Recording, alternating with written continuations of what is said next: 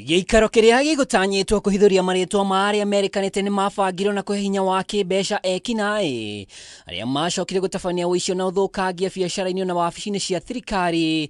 Mũrũgamĩrĩri wa DCI Mohamed Amin atigire Akenya na mwĩhoko wa gweterera ũthuthuria ũkinyanĩre, no akauga gũtirĩ mũteti ũkwĩrisha makĩria rĩrĩ mũng'ethanĩro ũthiĩte na mbere gũkĩrĩrwo. Rigathi Gachagua does not enjoy any immunity against prosecution.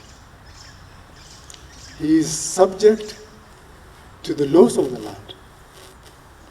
If in our investigations he is found to have been involved in any criminal activity, perpetrated any criminal activity, aided or abetted any criminal activity, then appropriate action will be taken against Rigathi Gachagua. KIUMIA KIHITUKU, Minister wa ũgitĩri wa thĩinĩ Kipchumba Murkomen nĩ ahithũririe atĩ nĩ arĩ na ũma wa nyanake ciarehirwo kuma kaunti ithatũ cia gĩcigo kĩa Mount Kenya muoroto arĩ ũthũkangia hĩndĩ ya mĩrũrũngano, ũndũ ũrĩa DCI ĩtĩkanĩirie naguo. People looting and destroying public property.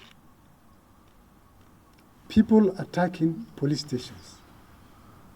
Burning government institutions. Destroying critical government infrastructure. I mean, how will you define such characters if they are not hell-bent on causing anarchy in our country? Amin athiĩte na mbere kuga nĩ magũkĩirwo atĩ kwarĩ na mũbango wa kũgarũra thirikari, ũndũ ũrĩa augĩte DCI ndĩkwĩrorera ũgĩthegea kana gwĩcokera rĩngĩ. 485 individuals have been arrested in connection to what happened on June 25th.